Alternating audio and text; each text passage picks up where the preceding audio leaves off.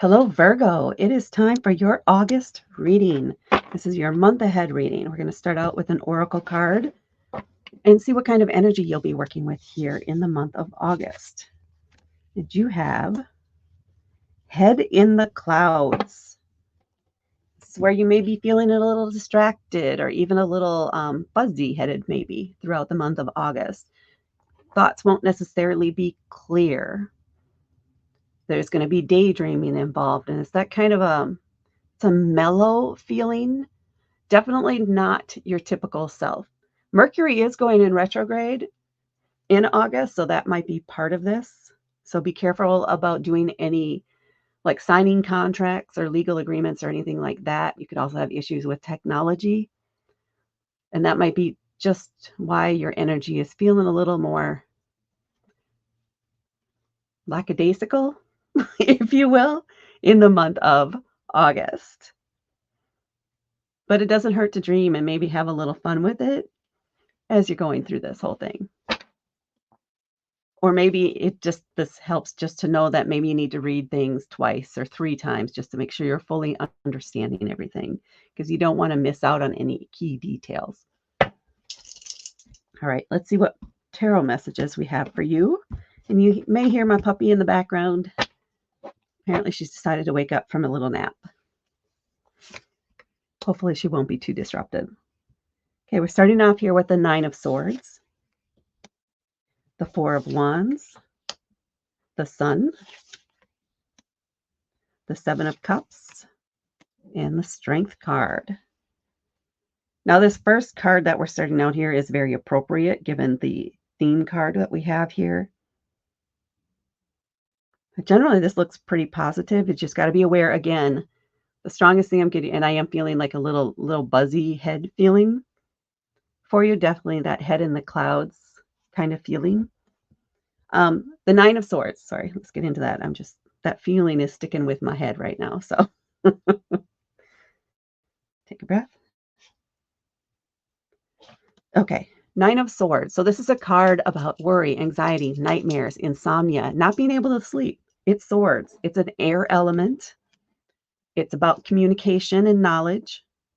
So it could be that there's something on your mind, maybe even at the beginning of this month or coming at the end of July, going into the beginning of August here, that has you worried, that has you freaking out a little bit, um, that's keeping you up at night.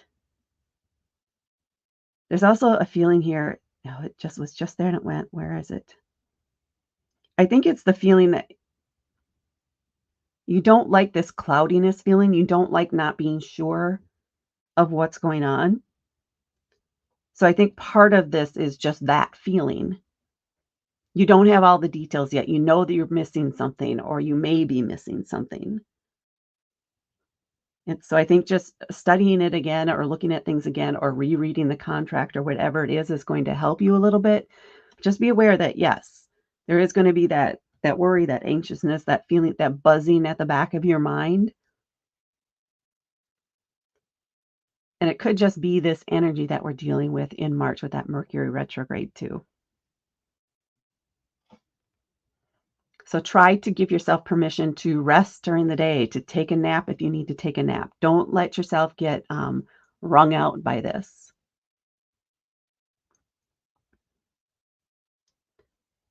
Give yourself permission to go for a walk, to distract yourself, maybe even do some extra workouts or something like that to help you process that edgy energy that you're kind of feeling. And then we have the 4 of Wands. This is a card about celebrating, about a lot of times it's about a wedding, a union, a connection, bringing together two parts of a community or multiple parts of a community, building something that is a stable or better foundation for the future. It's a 4. 4s are about stability. So bringing a family together, solidifying the connection, formalizing the relationship. So there may be a wedding this month, and maybe that's part of what's making you anxious if you're part of the planning for that or involved in it. There would be that worry sometimes, not all the time. Okay, some people are very positive and get into it very easily and are very happy to jump in. So others of us sometimes worry about things unnecessarily, what could go wrong, etc., etc. Is this the right decision? Am I sure I want to do this? And there is just that natural until it's done. And then once it's done, we're fine. But up until the point where the event is over, there is that anxiousness that may be there. This is positive because there's a lot of support, a lot of love involved in this. And I will be right back. Hey, sorry about that. Let's get back into your reading. She can be a little demanding sometimes. So, good thing, positive thing, surrounded by friends, family, celebratory energy, love. Love with friends, family, etc. And then we have the sun, which really reinforces this. This is a major arcana card. The sun is all about joy, vitality, expressing that joy and that love and that celebration. Maybe part of this head in the clouds thing is having a little bit of a buzz at a celebration. This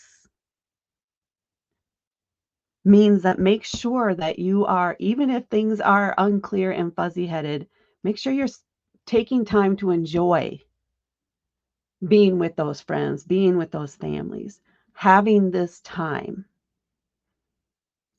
enjoying the celebration, enjoying all the events and other things that go along with that.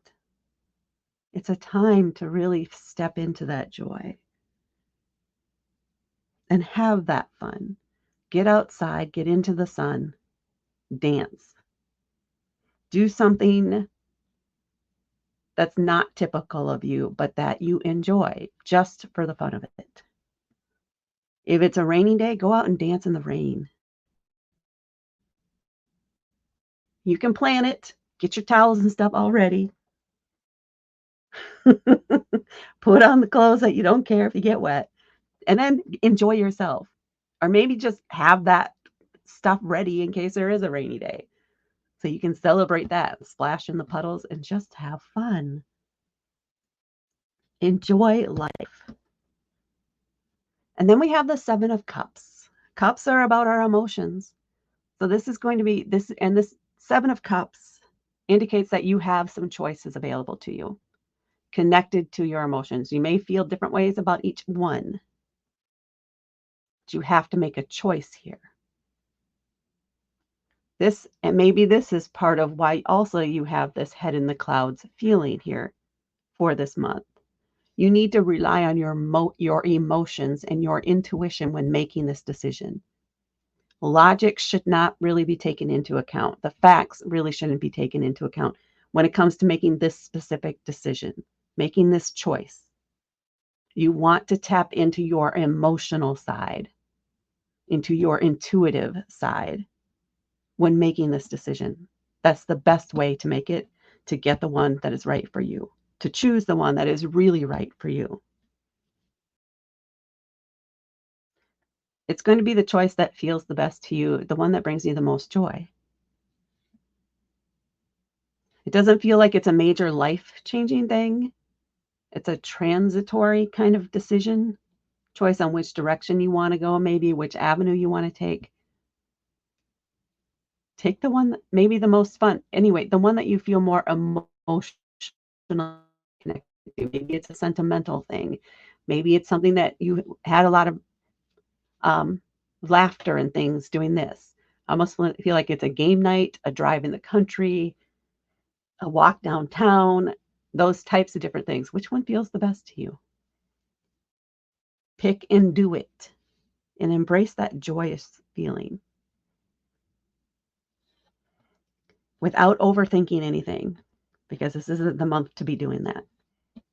And then we have the Strength card. This is another major arcana card. If you can embrace just the joy and the love and the feelings of the moments here this month, instead of focusing so much on the details and the practicality, I think this is going to ease up something in you or alleviate some tension maybe that you've been holding on to for a while. Because you have these two major arcana cards, and those indicate a shift in how you view something, how you react in certain situations. That's going to impact you down the road or beyond more than this single moment. So the Strength card here is a card of compassion. There is an inner core of strength within you. So it's about self-compassion, but also compassion for others. Recognizing that even between different species, if you will, there can be trust as long as there's compassion.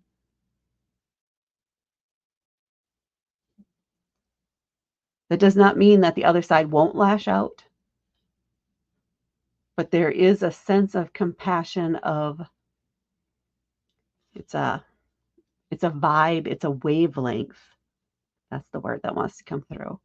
There's a certain wavelength you need to be on here toward the end of the month that is open to or involves that compassion. So somebody may be rising up to challenge you in some way, and it may be that you're able to tame the situation by remaining calm and letting each side speak and hearing everything out and making your decision more from a compassionate point of view than a logical point of view. But something in there where it's going to cause you to make a decision or at least view something in a different way than maybe you have in the past. And that might be what this Mercury retrograde ends up being all about for you, is to show you how to, or to allow you to view a specific situation here from more of the feeling source, the emotional source, than, well, this is the way it's always been done, so this is the way we need to continue to do it kind of thing.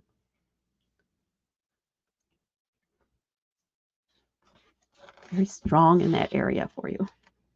Let's see what we have on the bottom of the deck for you. The Emperor, another major arcana card. This is a card, it's associated with Aries.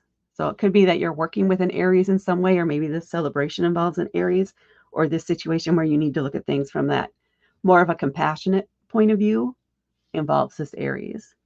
But this is also about boundaries. The Emperor is about boundaries, about rules, about creating the baseline, the framework, creating the framework from which you want to build off of going forward. So that could even be if you're involved in this, one of the parties in here that are connecting and combining. It could be you're setting up that foundation or the framework for the future with this person.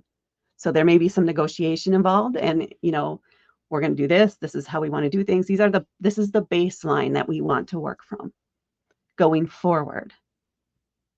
It could also be that when it comes to this situation here, perhaps what you're negotiating or helping set up is also that baseline, but you're coming at it from more of an emotional standpoint, a compassion standpoint than logical. The baseline here needs to involve those emotions or account for how people are feeling. Whereas these people are already more on the same wavelength and they're just setting up that solid foundation for the future that they want to build off of. This is kind of more around parameters and making sure that everybody agrees within these boundaries kind of thing. What each side will and what are the no-goes for each side kind of thing. So you're part of that negotiating here. So a lot going on.